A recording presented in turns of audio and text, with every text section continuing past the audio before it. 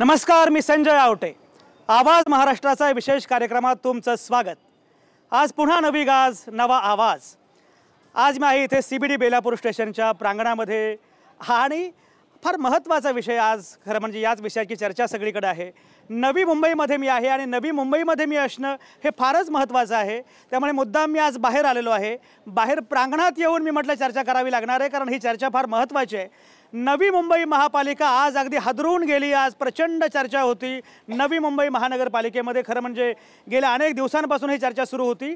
नवी मुंबई महानगरपालिकेचे आयुक्त तुकाराम मुंढे यांच्या विरोधातला अविश्वास ठराव आज मंजूर झाला आणि केवळ मंजूर नाही झाला, 104 विरुद्ध 6 अशा मतांनी तुकाराम मुंढे यांच्या विरोधातला विश्वास ठराव मंजूर झाला आहे. आणि त्याच्यामुळे तुकाराम मुंढे जाणार असं महानगरपालिकेच्या सभागृहामध्ये जरी निश्चित झालं असतं तरीसुद्धा ते जाण्यासाठी राज्य सरकारची परवानगी आवश्यक असते, मुख्यमंत्र्यांची परवानगी आवश्यक असते. हा मुद्दा वेगळा. पण मुळामध्ये नवी मुंबई शहरामध्ये, नवी मुंबई महानगरपालिकेमध्ये एवढं असं काय घडलं की तुकाराम मुंढेंच्या विरोधामध्ये प्रचंड वातावरण तापलं होतं. वातावरण एवढं तापलं होतं की तुकाराम मुंढेंनी गेलंच पाहिजे असा आग्रह होता. आणि महानगरपालिकेतले जे सदस्य म्हणजे 104 विरुद्ध 6 अशा मतांनी हा विश्वास ठराव मंजूर झाला. खरं म्हणजे जे सदस्य, जे नगरसेवक नुकत्याच झालेल्या निवडणुकीमध्ये एकमेकांच्या विरोधामध्ये उभे राहिले होते, महानगरपालिकेच्या सभागृहामध्ये जे सदस्य अगदी एकमेकांच्या विरोधामध्ये तुटून पडतायत, असे सगळे नगरसेवक एकत्र आले आणि त्यांनी एकत्र येऊन असं सांगितलं की आम्हाला तुकाराम मुंढे नको आहेत. नक्की काय घडलं? मला आज चर्चा करायची आहे याच विषयावर की नक्की काय घडलं. म्हणजे मुंडे बिगडे जाय की सिस्टीम बिगडे जाय. आणि जर अविश्वास ठराव असेल तुकाराम मुंढेंच्या विरोधामध्ये तर मग विश्वास कोणावर ठेवायचा? नक्की विश्वास कोणावर आहे? दोन प्रकारचे लोक अगदी ताकदीनं एकत्र आले होते. सगळे नगरसेवक आणि त्याचप्रमाणे रस्त्यावर काम करणारे पथारीवाले असतील किंवा आणखी काही असतील, असे अनेक घटक एकत्र आले होते. त्यांचं म्हणणं असं होतं, काही घडलं तरी आम्हाला तुकाराम मुंढे अजिबात या पदावर नको आहेत, तुकाराम मुंढे नकोच आहेत असं म्हणणारे नगरसेवक आणि बाकीचे लोक तेवढेच आक्रमक झाले होते. आणि त्याच वेळी आम्हाला तुकाराम मुंढे पाहिजेतच, आम्हाला तुकाराम मुंढे हवेच आहेत. वॉक फॉर कमिशनर या प्रकारची एक चळवळ, या प्रकारची एक मोहीम उभी राहिली की आम्ही सगळे मुंढेंच्या बाजूने आहोत असं म्हणणारे अनेक घटक होते. ते घटक पण आपल्यासोबत आज आहेत. त्यामध्ये तनिष्का आहेत, त्यामध्ये बाकी वेगवेगळे संघटनेचे लोक आहेत, वेगवेगळ्या स्वयंसेवी संस्थांचे लोक आहेत, RTI कार्यकर्ते आहेत की ज्यांचं म्हणणं असं आहे की वॉक फॉर कमिशनर, आम्ही कमिशनरच्या सोबत आहोत, आयुक्तांना आमचा पाठिंबा आहे आणि आयुक्तांना जायला सांगणं म्हणजे चांगल्या विचारांच्या लोकांची गळचेपी आहे. तुकाराम मुंढेंना जावं लागणं म्हणजे लोकशाहीचा पराभव आहे. तुकाराम मुंढेंना जावं लागणं म्हणजे प्रामाणिकपणाचा पराभव आहे. त्यामुळे तुकाराम मुंढे आम्हाला हवेच आहेत असं म्हणणारे हे लोक आहेत.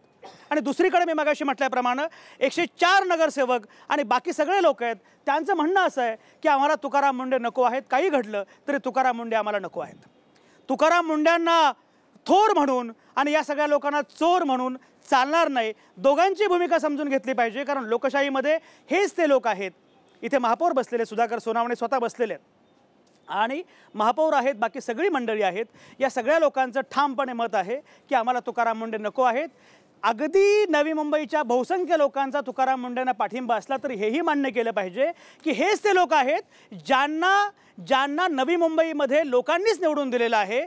शेवटी तुकाराम मुंढेंना लोकांनी निवडून दिलेलं नाही आहे, लोकांनी नगरसेवकांना निवडून दिलेलं आहे, लोकांनी महापौरांना निवडून दिलेलं आहे. त्यामुळे नक्की या लोकांचं म्हणणं काय आहे ते पण ऐकलं पाहिजे. ही सगळी चर्चा मला सुरू करायची आहे. आणि अगदी चर्चा सुरू करताना अगदी सुरुवातीला मला फक्त जायचं आहे मिलिंद तांबेंकडे. मिलिंद तांबे, एक 30 सेकंदांमध्ये मला फक्त सांगा की आज दिवसभरात काय नाट्य घडलं. तुम्ही मला सुरुवात करून द्या. तुमची सुरुवात झाली की मग आपण या लोकांकडे जाऊया. तर आपण पाहिलं की तुकाराम मुंढे नवी मुंबईत आल्याच्या नंतर त्यांनी ज्या प्रकारे आपलं काम सुरू केलं त्याच्यामुळे अनेक वाद देखील झाले, विवाद देखील झाले. आपण पाहिलं त्यांनी आल्याबरोबर पहिले फेरीवाल्यांना दूर केलं. नक्कीच त्यांनी भ्रष्टाचाराच्या जे अधिकाऱ्यांना काढलं, त्यांच्यावर जी कारवाई केली ह्याचं स्वागत सगळ्यांनीच केलं. मग ते फेरीवाल्यांवर घसरले, त्याच्यानंतर काही इलिगल त्यांनी इमारती देखील तोडल्या. तोपर्यंत कुणी काही बोललेलं नाही आहे. कदाचित आपले राजकारणी इतके हुशार आहेत की ते वाट बघत होते की तुकाराम मुंढे यांना जर थांबवायचं असेल किंवा त्याला जर टीका त्यांच्यावर करायची असेल तर त्यांना काम करायचं आपल्याला संधी दिली पाहिजे, चान्स दिला पाहिजे. त्याच्यामुळे सर्व राजकारणी वाट बघत होते की ह्यांना थोडंसं लोकांपर्यंत जाऊ द्या, यांचा त्रास लोकांना होऊ द्या आणि मग लोकांची खदगत जी आहे त्याच्यावर स्वार होऊन आपण त्याला टीका त्यांच्यावर करू शकतो, त्यांच्यावर आपण कारवाई देखील करू शकतो. आणि तसंच झालं. तसंच झालं. आणि आज जे काही घडलंय म्हणजे अविश्वास ठराव 104 विरुद्ध 6 अशा मतांनी मंजूर झालेला आहे. मी मगाशी म्हटल्याप्रमाणे महापौर सुधाकर सोनवणे आत्ता आपल्यासोबत आहेत. महापौर, आज खुश तो बहुत होंगे आप. मी याला खुशी म्हणणार नाही, कारण खुश तो होतो की जो या ठिकाणी लोकशाहीचा घात करत असतो. या ठिकाणी लोकशाहीचा सन्मान व्हावा, लोकशाहीच्या दायऱ्यामध्ये या ठिकाणी काम व्हावं, याच्यासाठी सातत्याने प्रयत्नशील असणारा एक सर्वसामान्य कार्यकर्ता ते महापौर हा जो माझा प्रवास आहे, ह्या प्रवासामध्ये मी कधीही वैयक्तिक स्वार्थासाठी किंवा वैयक्तिक सन्मानासाठी कधीच झटलो नाही, भांडलो नाही. परंतु या ठिकाणी सन्माननीय तुकारामजी मुंढे ज्यावेळेस ह्या नव्या मुंबईमध्ये दाखल झाले, त्यांची जी कार्यपद्धती होती त्यावेळेस आम्हाला असं वाटलं होतं की हा सर्वसामान्य माणूस आहे, सर्वसामान्यांचे हित जोपासणारा माणूस आहे.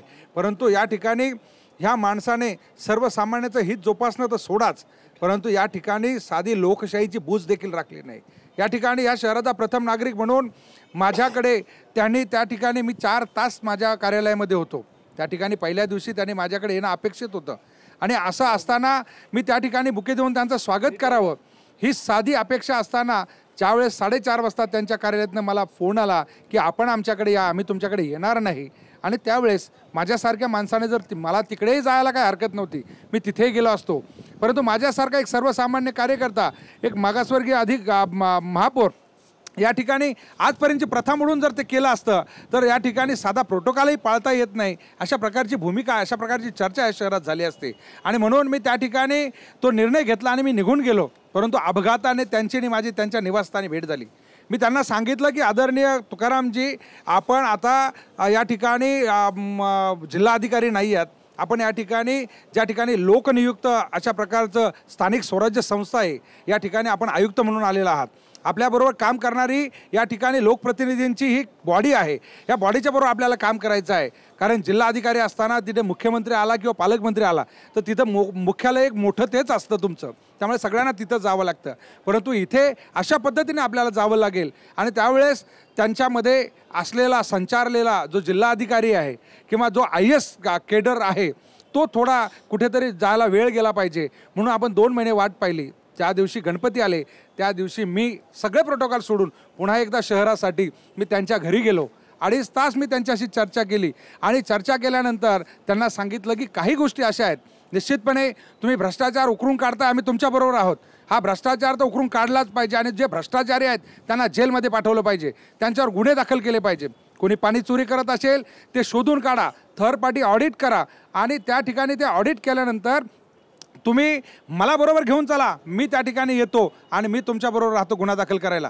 त्यांना 5 महिन्यात एकही या ठिकाणी अशा प्रकारची कारवाई करता आली नाही.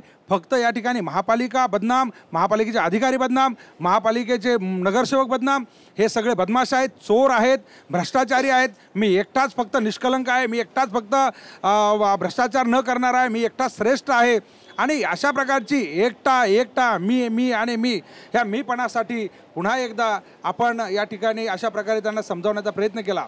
परंतु सभागृहामध्ये देखील त्यांनी काही वेळेस सभागृहात आले, काही वेळेस आले नाही. आणि मग आले नाही तर सभागृहामध्ये ज्यावेळेस निर्णय झाले तर ते सभागृहाचे निर्णय मी मान्य करणार नाही, मला हे वाटतं म्हणून मी ते करणार.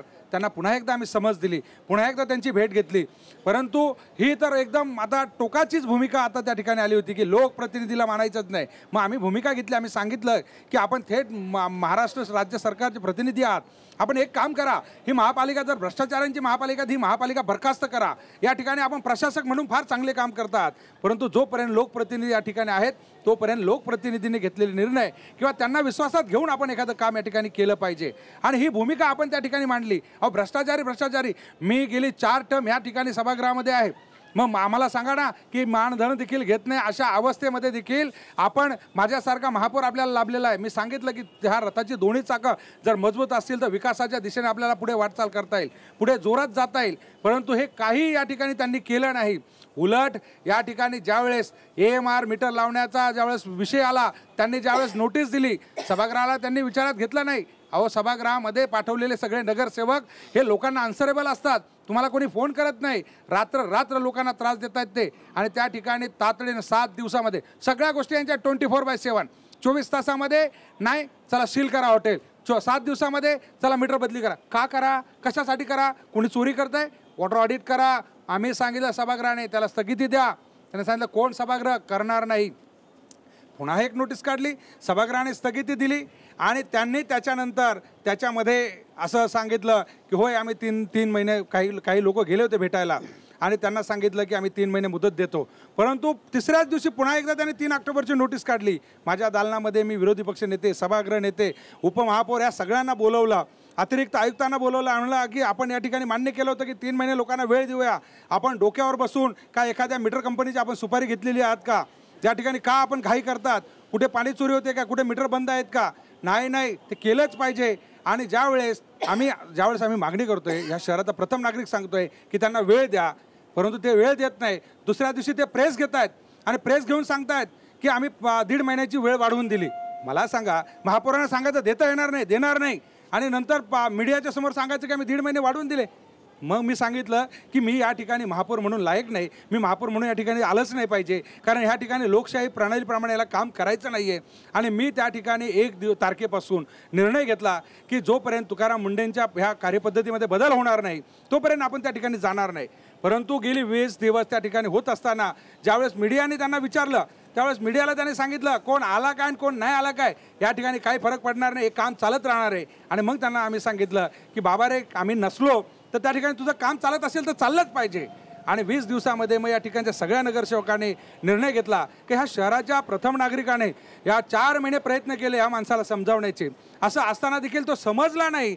आणि त्याच्यानंतर ज्या वेळेस वेळ आली तर त्यावेळेस यांनी म्हणजे लोकशाहीची भूज राखण्यासाठी महापौरांनी तिथे येणं टाळलं. आणि मग 24 दिवसानंतर सगळ्या नगरसेवकांनी एकत्र येऊन या ठिकाणी त्यांच्या विरोधामध्ये अविश्वास ठराव आणण्याचा प्रयत्न केला. आणि अविश्वास ठराव ज्यावेळेस तो दाखल झाला त्यावेळेस मात्र हा स्वाभिमानी माणूस, याचा स्वाभिमान कुठे गेला होता? त्यावेळेस मग का पालकमंत्र्यांना जाऊन पाया पडला? का जाऊन मोठ्या पुढाऱ्यांच्या पाया पडला? का त्यांनी या ठिकाणी टीम तयार केली? का या ठिकाणी मीडिया मॅनेज केली? माझा सवाल आहे त्यांना. ब्युरोक्रेट्स आहात आपण, या ठिकाणी आपण डिफेन्स करायला पाहिजे. आपण या ठिकाणी मोठ्या प्रमाणामध्ये या ठिकाणी मीडिया मॅनेज करून मीडियाच्या माध्यमातून या ठिकाणी ह्या शहराला बदनाम करण्याचं काम केलेलं आहे, हे निषेधार्ह आहे. सुधाकर सोनवणेंचा मुद्दा पोहोचलेला आणि सुधाकर सोनवणे तुम्ही विस्ताराने भूमिका मांडलेली, तुम्हाला मी पुरेसा वेळ दिलाय, पुष्कळ वेळ दिलाय. थेटपणे त्यांचं म्हणणं असं आहे की जर तुम्ही लोकशाही नेतृत्वाला, निवडून आलेल्या नेतृत्वाला नाकारत असाल, त्याचा सन्मान राखत नसाल तर या पद्धतीनं काम करण्याचा अधिकार आयुक्तांना अजिबात नाही आहे. स्थानिक स्वराज्य संस्थेमध्ये महापौर मोठा आहे, आयुक्त नाही, कारण लोकांनी निवडून दिलेला कुठलाही नेता हा अधिकाऱ्यांपेक्षा मोठा असतोच, याच्यामध्ये काही शंकाच नाही आहे. सुधाकर सोनवणे जी भूमिका मांडतायत ती भूमिका महत्त्वाची दिसतेच आहे. तरीसुद्धा एकीकडे बाकी सगळे पक्ष ही भूमिका घेत असताना भाजपनं मात्र जी भूमिका घेतली ती भूमिका तुकाराम मुंढेंना पाठिंबा देण्याची घेतली. क्रमांक 1, त्याच्यावर टीका अशी झाली की मुळामध्ये तुम्ही पाठिंबा दिलात मुंढेंना कारण मुख्यमंत्र्यांचा आदेश होता, मुख्यमंत्र्यांनी सांगितलं होतं की हा माझा माणूस आहे, माझा माणूस सांभाळणं हे तुमचं काम आहे. त्यामुळे भाजपच्या नगरसेवकांनी सुरुवातीला हे सांगितलं होतं की आम्ही तटस्थ राहू, अशाच बातम्या आल्या होत्या. पण प्रत्यक्षात मात्र भाजपच्या नगरसेवकांनी विरोधामध्ये मतदान केलं. खरंच अशा कुठल्या दबावामुळे भाजपच्या नगरसेवकांनी विरोधामध्ये मतदान केलं किंवा तुकाराम मुंढेंच्या पाठिंब्यामध्ये मतदान केलं की खरोखरच तुम्हाला असं वाटतं की जी भूमिका तुकाराम मुंढेंची आहे ती भूमिका बरोबर आहे? काय म्हणणं आहे? तुकाराम मुंढे ही एक व्यक्ती एका पदावर आरूढ आहे, त्यांना काही कामं सरकारने दिलेली आहे. आता ती व्यक्ती जाऊन दुसरी व्यक्ती आली आणि ते काम करत असेल, आम्ही त्या कामाबद्दल बोलतो. एखाद्या व्यक्तीला भारतीय जनता पार्टी कधीच समर्थन देणारी नाही. दुसरी गोष्ट, ॲडमिनिस्ट्रेशन चालवता यायला पाहिजे तेव्हा तुम्ही त्या पॉलिटिशियनच्या खुर्चीवर बसा. आता विषय कसा झालेला आहे, महापौर साहेब म्हणतात आहे की मी 24 दिवस गेलोच नाही म्हणून. म्हणजे घराचा मालक, घरातला नोकर काम बरोबर करत नाही म्हणून बाहेर जाऊन बसलाय, अशीच परिस्थिती झाली ना. मला 5 मुद्दे सांगा की त्याच्यावर त्यांनी महासभेमध्ये विषय घेतला आणि ब्युरोक्रेसीला सांगितलं नाही तू असं वागलंच पाहिजे. असं 5 विषय मला सांगा तुम्ही. ते विषय हँडल करायला आमदार मंदाताई म्हात्रे यांची भांडण झाली, त्यांनी केलं सगळं.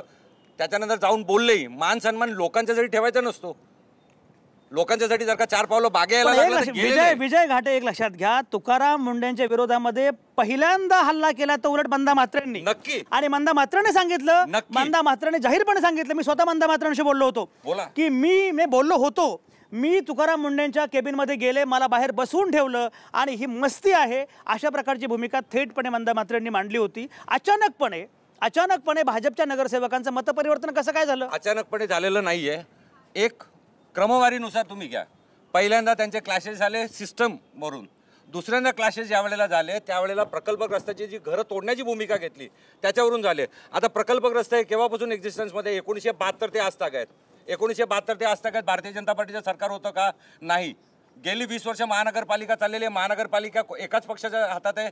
महानगरपालिकेने ह्याच्यावर 20 वर्षात तोडगा काढला का? नाही. मग हा विषय नीटपणे मुख्यमंत्र्यांना सांगून घेतल्याच्या नंतर 3 महिन्यासाठी स्टे मिळाला. स्टे मिळाल्यानंतर पुढची चर्चा ब्युरोक्रेसीबरोबर सुरू झालेली आहे. 2 विषय होते प्रकल्पग्रस्तांचे. एक कुक्षेत गाव होतं ज्याचे ॲग्रीमेंट्स नव्हती, ज्याचे बिल्डिंगचे प्लॅन पास नव्हते, त्यांची ॲग्रीमेंट करायला लावली. आणि दुसरी आत्ता प्रकल्पग्रस्तांची जी घरं आहेत त्याचा विषय त्यांना नीट समजावून सांगितला. पण त्याच्यावर कोर्टाचे 19 घरं तोडण्याचे आदेश होते. त्यावेळेला सरकार कोणाचं होतं? त्यावेळेला महासभा का गप्पा होती? त्यावेळेला का नाही बोललेली? हे विषय महासभेमध्ये का नाही आले?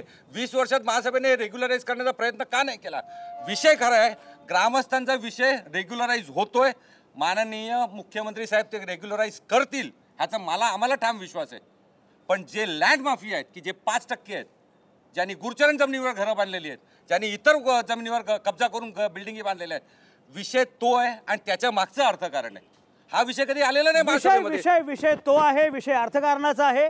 आणि म्हणून या संदर्भामध्ये बोलणं फार आवश्यक आहे. विजय घाटे म्हणतात भाजपच्या सगळ्या नगरसेवकांचं जे म्हणणं आहे ते म्हणणं फार महत्त्वाचं आहे. त्यांचं म्हणणं असं आहे की महासभेमध्ये काय केलं पाहिजे तुम्ही आत्ता सांगताय, पण यापूर्वी जेव्हा सरकार वेगळं होतं, सत्ता वेगळ्या लोकांच्या हातामध्ये होती, तेव्हा तुम्ही काय केलं?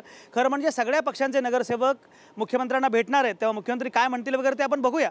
पण मुळामध्ये हा जो विरोध आहे किंवा हे जे मुद्दे मांडले जात आहेत, प्रत्यक्षामध्ये केवळ 2च गोष्टी आहेत का? एक म्हणजे आयुक्तांनी तुमचा मान राखला नाही, हा इगो क्रमांक 1. आणि दुसरी गोष्ट म्हणजे लँड माफिया किंवा एकूण अवैध उद्योगांचा जो मुद्दा मांडला जातोय ते, तेवढ्यासाठी ही नाराजी आहे का? मग लोकांच्या हिताचा काही विचार करायचाच नाही का? काय म्हणणं आहे? मुख्यमंत्र्यांनी make in Maharashtra, make in India हे सर्व काही करतायत म्हणतायत, पण ह्याच्या बाबतीत कुठल्याही प्रकारे निर्णय होत नाही. आता व्यापाऱ्यांच्या ज्या समस्या आहे, जे लोकल व्यापारी आहे त्यांना जर देशोधडीला लावून जर तुम्ही मेक इन इंडिया आणि मेक इन महाराष्ट्र करायचं असेल तर ते कुठल्या प्रकारे होणार हे आम्हालाही कळत नाही आहे. कारण आता जुनी गावठाणं, जुन्या सिडकोच्या वस्त्या आहेत, परत झोपडपट्टी आहे, तिथे बऱ्याच वर्ष आता लोक राहत होती आणि तिथे ना ही दुकानं वसलेली आहेत. त्यांना जर यांनी आता व्यवसाय परवान्याच्या नावाखाली नोटिसा काढल्यात आणि 24 तासाच्या आत जर तुम्ही व्यवसाय परवाने सादर केले नाही तर तुमची लगेच दुकानं सील केली जात आहेत. मार्जिनल स्पेस, मुंबई या ठिकाणी मार्जिनल स्पेसचा मुद्दा वेगळा आहे आणि नवी मुंबईत मार्जिनल स्पेसचा मुद्दा वेगळा आहे. मार्जिनल स्पेस इथे नवी मुंबईला जो ओटा असतो त्याला बोललं जातं आणि मुंबईला शटरच्या पुढे डायरेक्ट तुमचं फुटपाथ लागतं. तरी तो मुद्दा ध्यानात न घेता इथं डायरेक्ट मार्जिनल स्पेसवर तुमची कारवाई केलेली जाते. पण ह्याच्या अगोदरही एकदा जे आयुक्त मीना साहेब होते त्यांनी माझ्या मते हा प्रस्ताव महासभेत मंजूर करून तो मंत्रालयात कालिदास कोळंबकर होते जेव्हा नगरविकास मंत्री, त्यांच्याकडे पाठवलेला असतानाही त्याच्या प्रस्तावाचा त्याचा पाठपुरावा न करता फक्त मार्जिनल स्पेसवर कारवाया करणं. वेदरशेड, पूर्ण जगात वेदरशेडला तुम्हाला सगळीकडे परमिशन असताना इथेच वेदरशेडला तुम्हाला नकारलं जातं आहे. ॲक्च्युली बघितलं तर इथे रायगड आणि ठाण्याचा हा जो पट्टा आहे हा अतिपावसाचा पट्टा आहे. इथे जर वेदरशेड नसतील तर तुमच्या पावसामुळे जर दुकानातल्या सामानाचा, फर्निचरचा जर नुकसान होत असेल आणि त्याच्यामधून तुम्हाला रेव्हेन्यू उत्पन्न होतं आहे, पण त्यांनी स्पष्टपणे सांगितलं, माझ्या मते अतिरिक्त आयुक्त अंकुश चव्हाण यांनी पण माझ्या मते सभेमध्येच सांगितलं, जेव्हा मनोहर मडवींनी त्यांना सांगितलं की बाबा त्याच्यामधून आपल्याला रेव्हेन्यू मिळतं, ते बोलले आम्हाला अशा रेव्हेन्यूची गरज नाही आहे. मग तुम्हाला रेव्हेन्यूची कुठल्या प्रकारे गरज आहे? जर जे अधिकृत असेल ते करून घ्या, जे अनधिकृत असेल त्याला तोडण्याबद्दल आमच्या व्यापाऱ्यांचा विरोध नाही आहे. पण व्यापाऱ्यांना कधीच लक्षात न घेता आणि फक्त व्यापाऱ्यांनी विरोध केला म्हणून आमचे जे मोहन गुरुनानी आहेत त्यांच्या घरावर आकसाने कारवाई केली आणि MRTP ॲक्ट खाली डायरेक्ट त्यांच्यावरती केसेस दाखल केलेले आहेत. हे कुठल्या प्रकारे योग्य आहे हे मलाही कळालेलं नाही आहे. हा मुद्दा अतिशय महत्त्वाचा आहे आणि सगळ्यात महत्त्वाची गोष्ट म्हणजे एकीकडे आपण असं म्हणतो आहोत की सर्वसामान्य माणूस फार महत्त्वाचा आहे, पण तरीही आमचा पथारीवाला असेल किंवा व्यापारी असेल किंवा साधा माणूस असेल त्याच्यावर अन्याय होतो आहे, अशा प्रकारची पण भूमिका मांडली जाते. तरीही फुलन शिंदे आमच्या तनिष्काच्या गटप्रमुख आहेत. फुलन शिंदे मला सांगा, तरीसुद्धा तरीसुद्धा एवढं सगळं होत असूनसुद्धा तुम्ही या सगळ्याच्या बाजूनं का आहात, तुकाराम मुंडेंच्या बाजूनं का आहात? तुम्हाला असं वाटत नाही का की इथला जो सर्वसामान्य माणूस आहे, कॉमन मॅन आहे, त्या कॉमन मॅनच्या अहिताचं सुद्धा काही घडतं आहे? तुकाराम मुंडे जे करतायत त्याच्यामध्ये गैर पण आहे अशी भूमिका मांडली जाते, तरी तुमचा तनिष्कांचा एवढा पाठिंबा का? तनिष्कांचा पाठिंबा याच्यासाठी आहे की आज आपण बघतोय 5 महिन्यापासून, मे महिन्यापासून मुंडे साहेब आलेत. कुठलेच रस्ते आपल्याला मोकळे दिसत नव्हते, पण ते आल्यापासून नवी मुंबईतले सर्व रस्ते श्वास घ्यायला लागलेत. आज फुटपाथवर पण पूर्ण गाड्या चढलेल्या असायच्या, चालताना त्या फुटपाथवरून सिनियर सिटीजनला सुद्धा त्रास होत होते. ते पण आमच्याकडे येऊन इकडे होत नाही, आमच्याकडे आले की आम्ही आमची नातवंड घेऊन फुटपाथवरनं खाली उतरलं तर रिक्षा, आणि फुटपाथवरनं चालणार तर फुटपाथला गाड्या, आणि आज ही सगळी फुटपाथ खाली व्हायला लागलेत. आणि मला वाटतं की हे जे त्यांना विरोध होतो आहे तर थोडं दुर्दैव नवी मुंबईचं वाटतं आहे मला. आणि त्यांना अजूनही थोडी मला महापौर साहेबांना विनंती अशी की तुम्ही हे मांडलं आहे, पण त्यांना अजूनही संधी देऊन आणि नवी मुंबईचा विकास, आज आपण बोलतोय की हे अनलिगल बांधकाम, तुम्ही 20 वर्ष झालं एक हाती सत्ता असताना यांना परवानगी कुणी दिली? जे बांधकामं होत आहेत तुम्ही बोलता, सगळेच बोलता की गरजेपोटी बांधलेली घरं किती माळ्याची असायला पाहिजेत, आणि त्यांनी पाडलेली घरं किती माळ्याची आहेत? त्यांना परवानगी दिली कुणी? हे सगळं तुम्ही त्याची चौकशी केली का? ते कारवाई करतात त्याच्यावर सगळ्यांचं लक्ष आहे. महापौर उत्तर द्या. महापौर, हा सर्वसामान्य तनिष्कांचा प्रश्न आहे, सर्वसामान्य महिलांचा प्रश्न आहे, उत्तर द्या. नाही, निश्चितपणे मी या ठिकाणी उत्तर द्यायला समर्थ आहे. आणि ताईंनी ज्या पद्धतीने म्हणाले तनिष्का हा आपला सकाळ माध्यमाचा फार महत्त्वाचा घटक आहे, आणि त्या महत्त्वाच्या घटकाला मी या ठिकाणी लोकशाहीच्या माध्यमातून उत्तर देताना एवढंच सांगेल की ज्या भूमिपुत्रांच्या जमिनीवर हे शहर वसलेलं आहे, ह्या भूमिपुत्रांकडं कवडीमोल दामामध्ये ज्यावेळेस त्यांची जमीन संपादित केली त्यावेळेस त्यांना अशा प्रकारचं आश्वासन दिलं होतं की तुमच्या कुटुंबाला लॉंग लाईफ त्या ठिकाणी सरकारी नोकऱ्या मिळतील, त्यांना कुठेही बेरोजगारीची कुऱ्हाड त्यांच्यावर असणार नाही. परंतु आज जर पाहिलं तर 1% लोकांना देखील सरकारी नोकऱ्या नाहीत. महापालिकेमध्ये झाडू खात्यामध्ये कंत्राटी कामगार म्हणून ते त्या ठिकाणी काम करत आहेत. अशा अवस्थेमध्ये ह्या भूमिपुत्रांना त्या ठिकाणी उपासमारीची वेळ त्यांच्यावर आलेली आहे. आणि अशा अवस्थेत जर त्यांनी त्यांचं घर जे आहे ते घर जर त्यांनी त्या ठिकाणी काही माळे वरती वाढवले असतील आणि त्याच्या भाड्याच्या माध्यमातून त्यांचं जर ते चरितार्थ चालवत असतील तर काय चुकीचं केलं त्यांनी? या ठिकाणी अनधिकृत बांधकामाचा निश्चितपणे व्याख्या निश्चित झाली पाहिजे. आणि या ठिकाणी ती जोपर्यंत डिफाईन होत नाही, तुम्ही त्या ठिकाणी भूमाफियाला कोणीच थांबवलं आहे? आम्ही त्या ठिकाणी कधीच थांबवलं नाही. आम्ही तुमच्या पाठीमागे आहोत, तुमच्या पाठीमागे होतो. या ठिकाणी हा भ्रष्टाचार कोणी केलेला आहे, परंतु तुम्ही त्या ठिकाणी जो भूमिपुत्र आहे त्या भूमिपुत्राला अशा प्रकारे महापौरांचा मुद्दा पोहोचला. मला प्रदीप शर्मांकडे जायचंय. प्रदीप शर्मा, मुळामध्ये एक बघा, म्हणजे या सगळ्या याच्यामध्ये जो मुद्दा मांडला जातोय की एक तर अनधिकृत बांधकामं नक्की कुठली असा प्रश्न महापौरांनी विचारलेला आहे. एकीकडे अनधिकृत बांधकामांच्या विरोधामध्ये जे आयुक्त खंबीर भूमिका घेतात त्यांचं कौतुक करायचं, आणि दुसरीकडे अनधिकृत भूमिकांना महानगरपालिका निवडणुकीच्या तोंडावर राज्य सरकारनं नियमित करायचं. अशा दोनों गोष्टी घड़त असतात. प्रदीप शर्मा जी, मुझे एक बात बताइए कि आप जो भी कुछ देखते हैं और मुझे ऐसा लगता है कि पहले से आप इस मूवमेंट में है और तुकाराम मुंडे जी को सपोर्ट कर रहे हैं, क्या वजह है जबकि मेयर साहब कह रहे हैं कि इतनी सारी चीज़ें हैं, लोगों का ये कहना है और तुकाराम मुंडे जी लोगों का कहना नहीं सुन रहे हैं, फिर भी प्रदीप शर्मा जी क्यों आप क्यों साथ है तुकाराम मुंडे जी के, क्या कहना है? देखिए, मैं सबसे पहले तो मेयर साहब की बातों को मैं ले लेता हूं। मेयर साहब ने अपने स्टार्टिंग में कहा कि तुकाराम मुंडे अच्छा काम कर रहे हैं, भ्रष्टाचार को उजागर कर रहे हैं। ये 2 बातें उन्होंने खुद अपने स्टेटमेंट में एक्सेप्ट की है। अभी आप मेरे को बताइए, मेयर साहब लोक प्रतिनिधियों के एक तरह से मुखिया हैं। अगर मेयर हैं तो मुखिया हैं। आप हमको बताइए, लोक प्रतिनिधि का दायित्व क्या होता है? क्या होता है?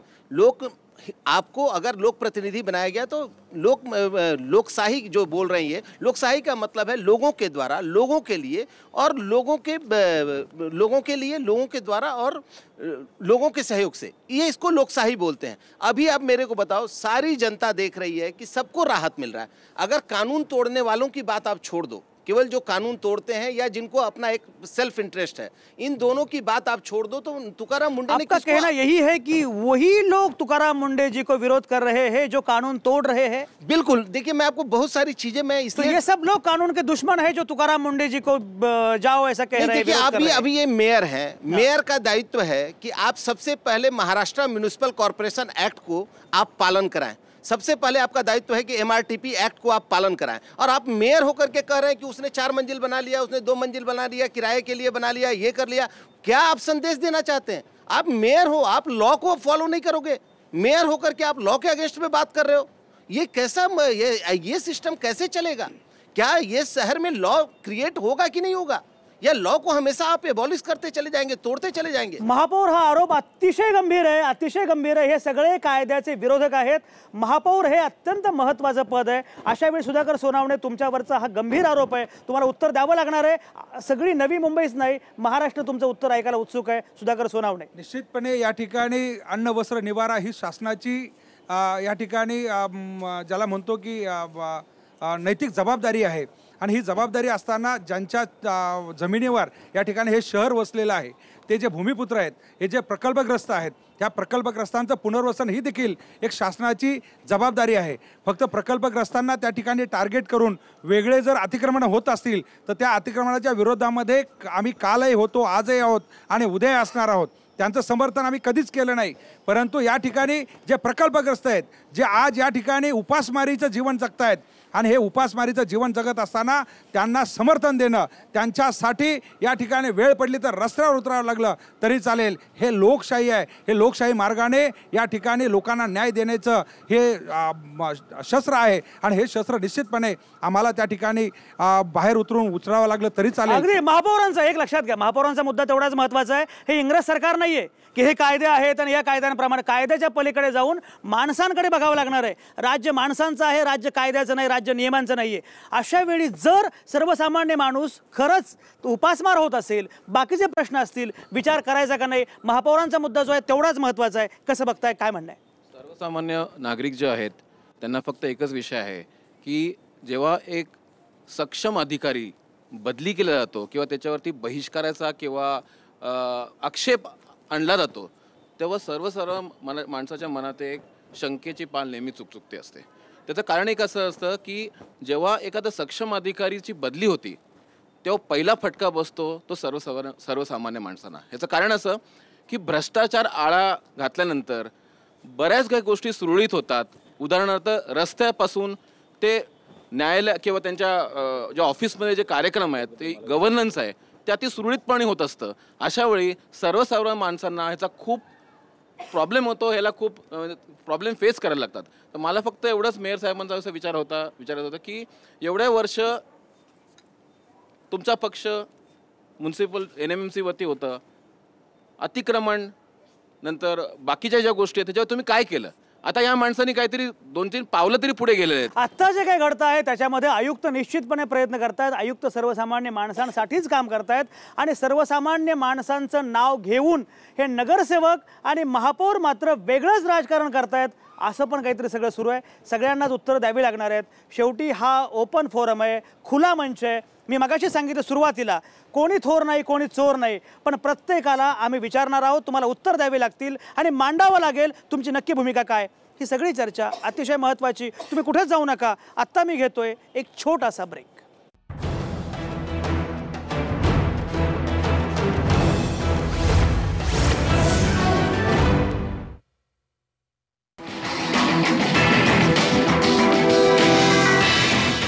तुमचं पुन्हा एकदा स्वागत। आपण मगापासून गप्पा मारतोय मुंडे बिगडे जाय या सिस्टीम बिगडे जाय, नक्की काय चाललंय? नवी मुंबईमध्ये हलकल्लोळ आहे आणि मी आहे नवी मुंबईमध्येच। नवी मुंबईमध्ये CBD बेलापूर स्टेशनच्या जवळ सगळे इथे एक वेगळी महासभा सुरू झालेली आहे। त्यामध्ये तुकाराम मुंडेंचे समर्थक आहेत, तुकाराम मुंडेंचे विरोधक आहेत आणि आजचा अविश्वास ठराव हा 104 विरुद्ध 6 अशा मतांनी मंजूर झाला असला तरीसुद्धा तुकाराम मुंडेंना असणारा पाठिंबा लक्षणीय आहे। तुकाराम मुंडे बरोबर करतायत। तुकाराम मुंडे सर्वसामान्य माणसाचं सगळं जे काही आहे त्याच्या अनुषंगाने काही काम करतात, पण त्याला विरोध आहे कारण या लोकांना आपलं भ्रष्ट राजकारण पुढे रेटायचं आहे, अशा प्रकारचा आरोप आणि अशा प्रकारचा आक्षेप आहे। अशा वेळी ज्या नगरसेवकांनी तुकाराम मुंडेंना विरोध केला, ज्या नगरसेवकांनी तुकाराम मुंडेंना जा असं सांगितलं, त्यांना उत्तर द्यावं लागणार आहे. कारण लोक थेटपणे तुम्हाला दरोडेखोर म्हणतायत, लोक थेटपणे तुम्हाला चोर म्हणतायत. अशा वेळीसुद्धा तुम्ही जर शांत बसणार असाल तर मग हे आरोप तुम्हाला मान्य आहेत असा याचा अर्थ होईल. उत्तर दिलं पाहिजे.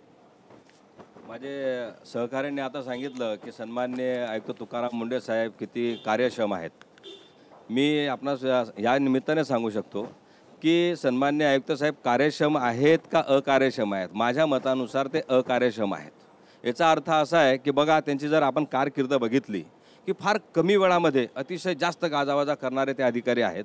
त्यांना प्रसिद्धीची फार मोठी हाव आहे आणि त्या निमित्ताने मी तुम्हाला सांगेल की या ठिकाणी मी एक सांगेल की पहिला मुद्दा जर त्यांचा असेल तर वाशिम या ठिकाणी त्यांची पहिली पोस्टिंग झाली. त्यावेळेस त्यांना एका ग्रामसेवकाने त्या ठिकाणी त्यांना मारलेलं आहे. त्या ठिकाणी त्यांना जनतेने हाकलून दिलेलं आहे. त्या ठिकाणी असंच आंदोलन त्या ठिकाणी झालं होतं. त्याचबरोबर मी नागपूरला जातो, त्याबरोबर त्यांचा नागपूरला जातो. नागपूरला काम करत असताना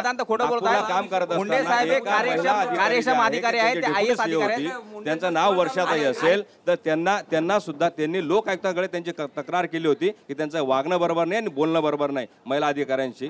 त्यानंतर मी तुम्हाला या ठिकाणी जालन्याला येतो. जालन्याला काय झालं?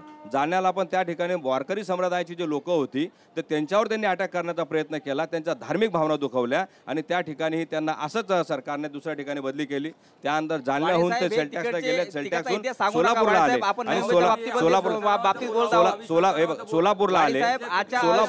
सोलापूरला आल्यानंतर त्यांनी तर फार मोठं कहरच केली. त्या ठिकाणी ते कलेक्टर म्हणून आले, परंतु सोलापूरला त्यांनी त्या ठिकाणी असा एक धक्कादायक प्रॉब्लेम केला की त्या ठिकाणी भोसले नावाचा जो कॉन्ट्रॅक्टर होता त्यांनी त्यांच्या विरोधामध्ये आक्षेप काय तुमचा? वाडे साहेब जे बोलत आहात ते मागचा इतिहास आहे, त्याशी आपल्याला काही घेणं नाही. ऐका मागचा इतिहास सोडा, आजचा विश्वास ठराव जो आहे कारण काय नक्की? एक सेकंद काय मुद्दे काय? ते किती सन्माननीय लोकप्रतिनिधी त्यांनी म्हटलं होतं की कार्यक्षम. मी त्यांचा कार्यकाल सांगतोय की किती अकार्यक्षम आहे. कारण ही लोकांना समजण्याची गरज आहे. आपल्याला कदाचित माहीत नसेल, सोलापूरला भोसले नावाचा कॉन्ट्रॅक्टरने त्या ठिकाणी सुसाईड केलं. त्याच्यावर अजूनही खुनाचा दाखला त्यांच्यावर दखल आहे. आणि त्या निमित्ताने ह्या ठिकाणी नवी मुंबईला मी सन्माननीय मुख्यमंत्री साहेबांना मी विनंती करेन की त्यांनी खरोखर नवी मुंबईला पाठवून त्यांची जागा ह्या ठिकाणी दाखवून दिलेला आहे. सन्माननीय मुख्यमंत्री साहेब अतिशय हुशार आणि चाणाक्ष आहेत. कारण सोलापूरला असताना त्या ठिकाणचे BJPच्या पालकमंत्र्यांच्या विरोधात त्यांनी त्या ठिकाणी तक्रारी केल्या, सत्ताधारी लोकांच्या विरोधात तक्रारी केल्या आणि त्यांना माहीत होतं की फक्त नवी मुंबईच अशी एक नवी मुंबई आहे की यांना कुठेतरी चपराक बसेल आणि म्हणून ते त्या ठिकाणून जिल्हाधिकारी असताना या ठिकाणी आयुक्तांकडे पाठवलेला आहे. जिल्हाधिकारी आणि आयुक्त याच्यामध्ये जमीन आसमानचा मुख्यमंत्र्यांची भूमिका भाजपने या ठिकाणी जिल्हाधिकारी आणि या मुद्द्यावर मुख्यमंत्र्यांच्या नावाने काही बोलताय तुम्ही? आजकाल फॅशन झालेली आहे, काही उठायचं आणि मुख्यमंत्र्यांच्या नावाने बोलायचं. मुख्यमंत्र्यांनी फोन करून सांगितलं का तुम्हाला? मुख्यमंत्री साहेब अतिशय चांगले आहेत, मी त्यांना वाईट म्हणत नाही. सगळ्यात पहिली गोष्ट हुशार आहेत. सगळ्यात पहिली या ठिकाणी त्यांना वसरत करण्यासाठी पाठवलेलं आहे. सगळ्यात पहिली गोष्ट विषय तुम्ही नीट समजून घ्या. अविश्वासाच्या ठरावाची चर्चा झालेली आहे. अविश्वासाचा ठराव, अविश्वासाची 3 कारणं मी तुम्हाला देतो. का नाही हाऊसने आणलं? यांनी सांगितलं किती कार्यक्षम आहे. नवी मुंबई महानगरपालिकेचे पैसे जेवढ्याला बँकेत बुडाले तो तुम्ही विषय हे बोलू नका. या ठिकाणी ते किती अकार्यक्षम आहे मी तुम्हाला सांगून दाखवतो. महानगरपालिका मुख्यालयाचे अजिबात नाही ठराव आणला. या ठिकाणी ETC मध्ये जाऊन आमदाराला उघडा लाकडा करीन बोलतात. आणले तुम्ही चर्चा घडव. हे बघा, हा मुद्दा त्यांनी जालन्याला काय केलं ते तिकडे करून दुसरी गोष्ट किती अकार्यक्षम आहे मी हे दाखवण्याचा प्रयत्न करतोय. प्रकल्पग्रस्तांचा विषय तुम्ही घेतलात. एक मिनिट माझा ऐकून घ्या. प्रकल्पग्रस्तांचा विषय घेतला. GDCR कोणी तयार केला? एक मिनिट माझा ऐकून घ्या, पूर्ण ऐकून घ्या. GDCR कोणी तयार केला? महासभेने. त्याच्यामध्ये नियमावली कोणी केली? महासभेने. ज्या वेळेला प्लॅन पास करायचे आहेत प्रकल्पग्रस्ताने त्यावेळेला त्यांना जागेचे मालकीचे कागदपत्र दाखवावे लागतात. त्याची सोय केली तुम्ही नवी मुंबईच्या प्रकल्पग्रस्तांना बिना नाडीचा लेंगा दिलात आणि एखादा रोटी दिलीत. एकही हात उचलला तर एक तर उपाशी भरेल नाही तर आबरू जाईल. या परिस्थितीवर कोणी आणलं 20 वर्षात? तुम्ही लोकांनी लक्षात ठेवा. आणि आज तुम्ही सांगते मुंडे जर का नीट वागत असेल ना घुसा आणि काम करून घ्या. क्षमता नाही धमक नाही तुमची. तसा प्रश्न नाहीये. हे बघा मी पुन्हा एकदा सांगेन की नवी मुंबई महानगरपालिकेमध्ये आयुक्त साहेब आल्यापासून हा एकच विषय. हे बघा मी सांगतो गुंडशाही आहे. त्याच्यामुळे आज लोक काय म्हणतात 5 चे 6 पांडव झाले आणि 100 चे 104 कौरव झाले हे लोक म्हणतात. या ठिकाणी मी एक सेकंड राजीव बोला. मैं एक बात आपको बताना चाहता हूं सर, क्या ये कारण है कि ये लोग अविश्वास प्रस्ताव ला रहे हैं या ये कागज कारण है? ये देखिए ये अस्थाई समिति सभापति जो शिवराम पाटिल हैं उनको MRTP का नोटिस है MP3 का, उन्होंने अपने बिल्डिंग में इलीगल कंस्ट्रक्शन किया है. ये कारण है. उनकी सदस्यता जाने वाली थी. 21 तारीख को उनकी सुनवाई थी. इन्होंने 28 तारीख का डेट दिया. आप मुझे बताइए.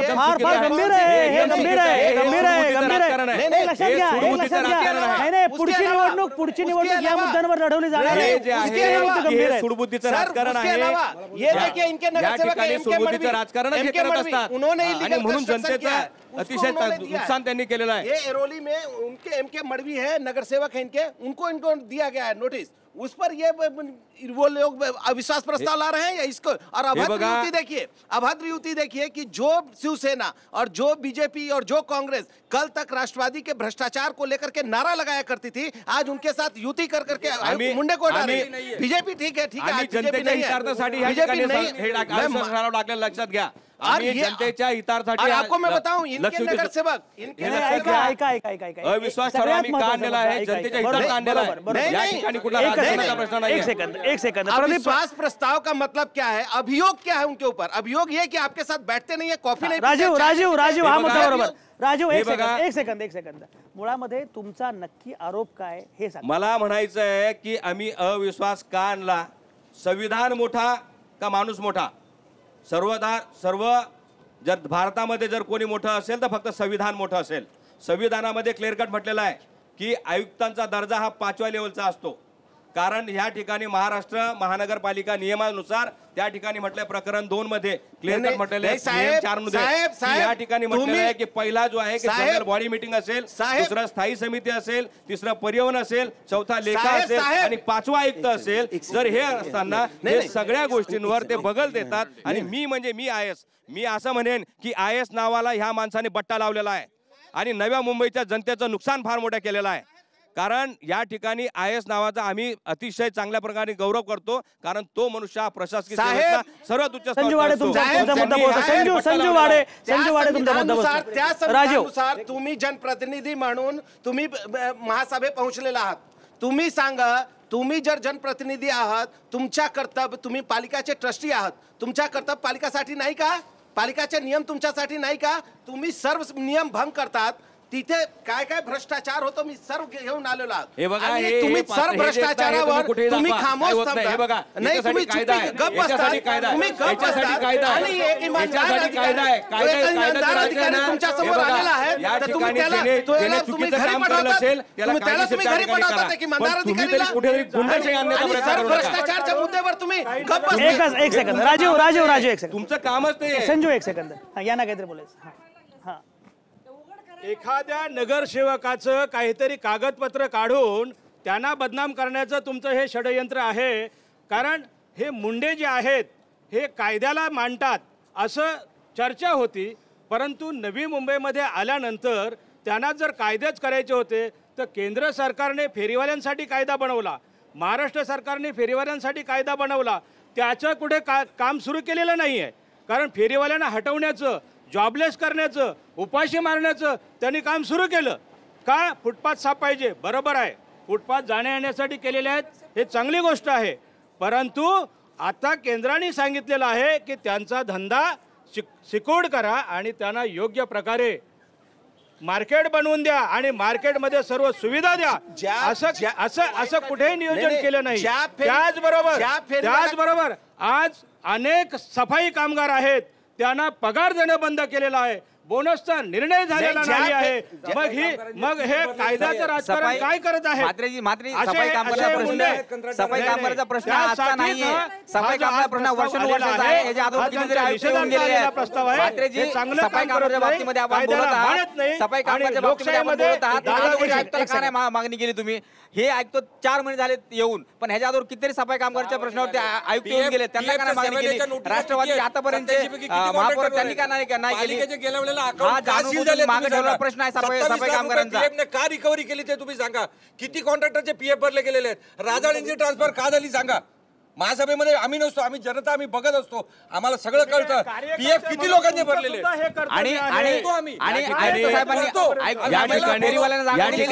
मुद्दा मी सांगतो की जागा दिलेली आहे डेपोच्या पाठीमागे. सर्व फेरीवाले त्यांनी उठवलेले नाही. डेपोची जागा मी तिथे बसवलेली आहे. आयुक्तांनी तुमच्या मागणीचा त्यांनी मान ठेवला ना. तुमच्या मागणीचा मान ठेवला ना त्यांनी. फेरीवाल्यांना जागा दिली ना, मग तुम्ही नाही कसं म्हणू? असं नाही. एका ठिकाणी जागा दिलं म्हणजे होत नाही. इम्प्लिमेंट करतायत.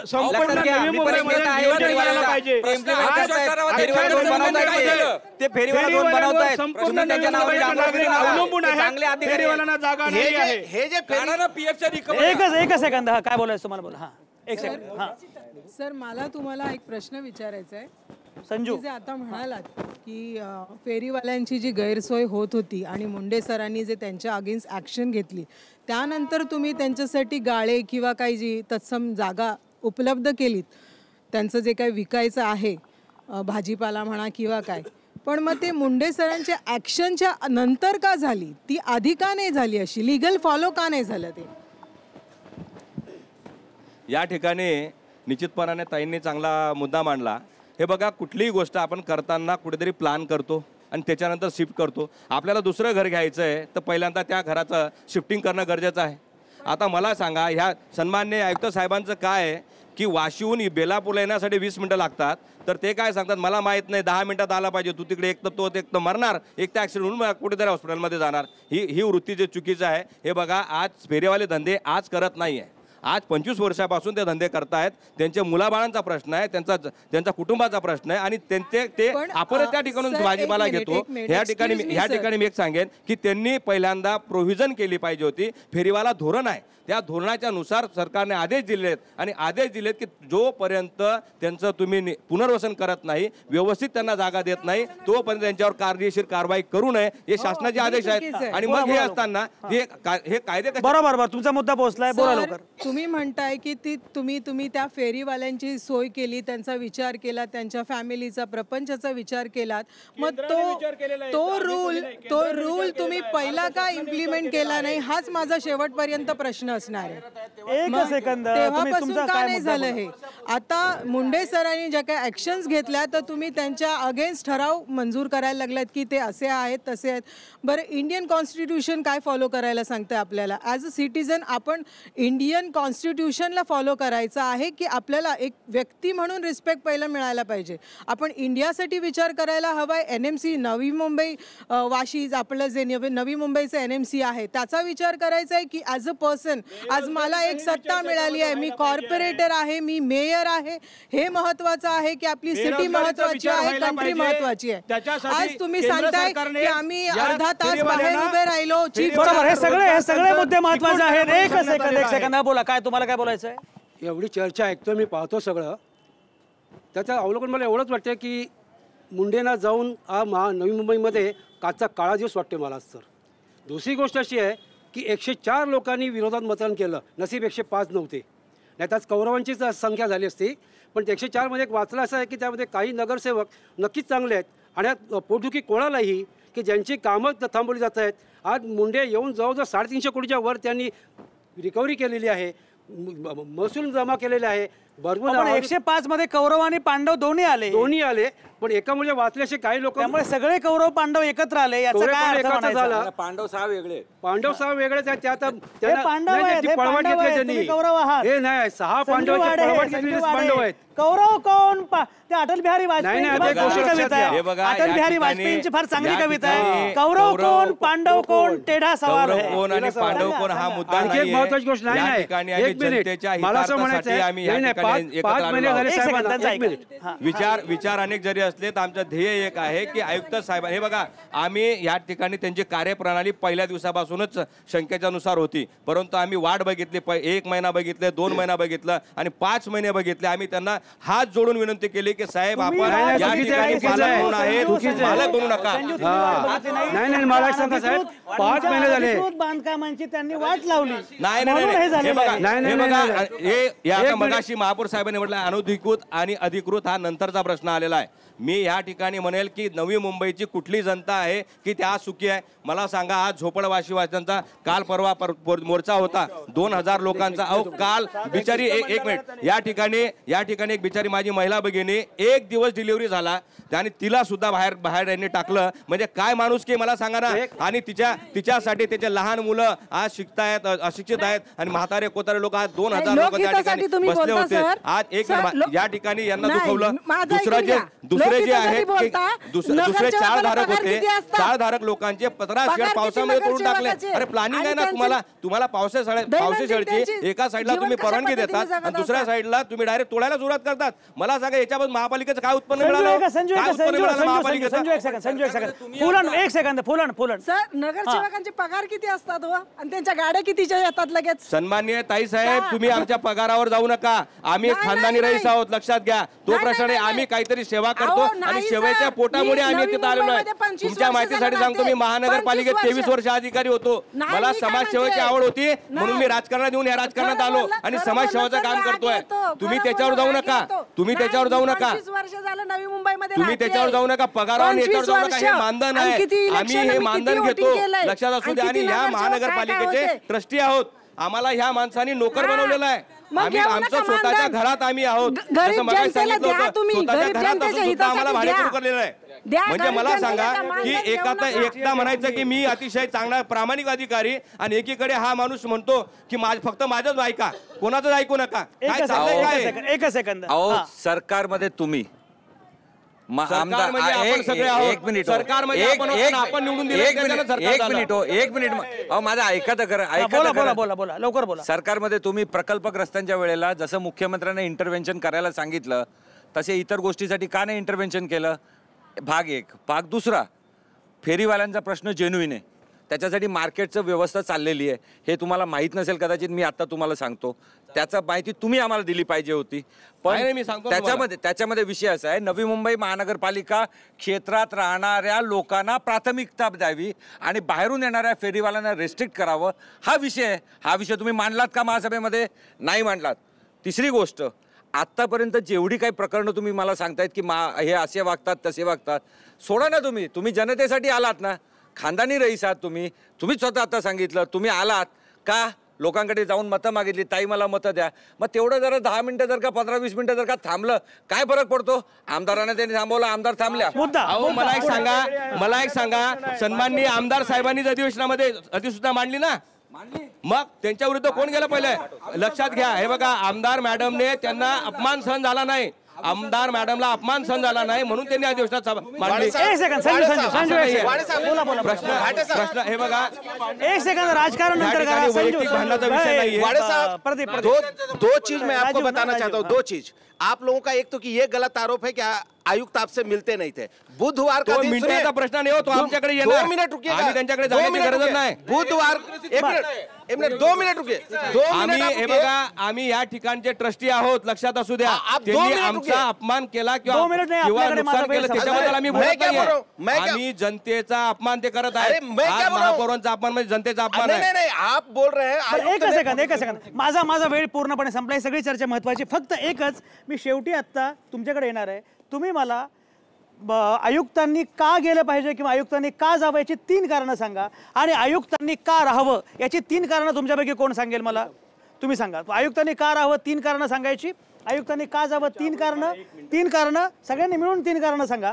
आणि तुमच्याकडे 30 सेकंद. माझा वेळ पूर्णपणे संपलेला आहे. संजू, सुरू करा. या ठिकाणी आयुक्तांनी का गेलं पाहिजे म्हणून आम्ही आलो की नव्या मुंबई 30 सेकंद, नवी 1, 2, मुंबई 3, ही 1, 14 2, लाख 3. लोकांची नवी मुंबई भाषण आहे नको, आणि 1, 2, 3, 1, 2, 3. त्याच्यामध्ये यांनी पाण्याचा प्रश्न जो होता तो नवी मुंबईला 24 तास पाणी मिळत होतं, परंतु कुठल्याही प्रकारचं प्लॅनिंग न करता त्यांनी सकाळी 2 तास पाणी देण्याचं ठरलं आणि भीक मागायला अक्षरशः पाणी लावलं. दुसरा मुद्दा असा आहे की तो म्हणजे जे अनधिकृत बांधकाम आहे त्याचा मुद्दा जो आहे की तो शासन एकीकडे म्हणतोय की 2015 पर्यंत डिसेंबर 2015 पर्यंत शासनाने सबमिट केलेला आहे कोर्टाला की आम्ही हे तोडणार नाही, हे पूर्णपणे चांगल्या पद्धतीने त्यांना रीतसर परवानगी देऊ असं म्हटलेलं असताना त्या ठिकाणी सन्मान्य आयुक्त कुणाचे ऐकत नसताना त्या ठिकाणी तिसरा मुद्दा असा आहे की त्या ठिकाणी प्रॉपर्टी आणि सेस बद्दल त्या ठिकाणी जनतेला वेठीस धरतायत आणि व्यापारावर कारवाई करतायत, अधिकाऱ्यांवर कारवाई करतायत, सूडबुद्धीने कारवाई करतायत. मुद्दा पोहोचला 30 सेकंदामध्ये. बरोबर संजू आडे मुद्दा पोहोचला. राजीव 30 सेकंद. उन्होंने प्रशासनिक सुधार बहुत ही व्यापक लेवल पर किया है, लोगों का सर्विस बहुत इजी किया है, एक ट्रांसपेरेंसी लाया है. तीसरा मुद्दा यह है कि उन्होंने जितना भी लोगों का विश्वास है, लोगों को ये लग रहा है कि प्रशासन काम कर रही है, ये एक विश्वास उन्होंने तीनों भी एक ही हो गए, तीनों एक ही हो गए, उसमें तीन नहीं हो गए. उसके अलावा रेवेन्यू जो कि पालिका का सबसे मुख्य रेवेन्यू बढ़ाया. प्रदीप लवकर बोला, माझा वेळ संपलाय. माझा वेळ संपलाय पाहिजे कारण की आयुक्तांनी एक पालिकेच्या अधिकाऱ्याने शिस्त लावलेली आहे, कारण की झोपडपट्टीतल्या माणसाचं सुद्धा आज काम होतंय.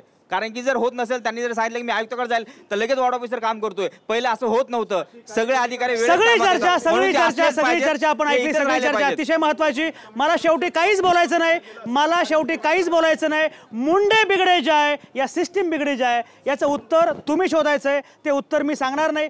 जे काही हे सगळे लोक बोललेले आहेत त्याच्यावरून नक्की काय झालं, गडबड कुठे होते, पण लोकशाही व्यवस्थेमध्ये या प्रकारचा संघर्ष उभा राहणं, आयुक्त विरुद्ध महापौर असा संघर्ष उभा राहणं लोकशाहीमध्ये घातक आहे. कारण मग हा संघर्ष कुठेही उभा राहू शकतो. तो मुख्यमंत्री विरुद्ध सचिव असा उभा राहील, तो कुठेही उभा राहील. त्यामुळे या सगळ्या प्रश्नांचा विचार करावा लागणार आहे. ही सगळी चर्चा अत्यंत महत्त्वाची. सगळ्या नामवंतांचे अतिशय मनापासून आभार.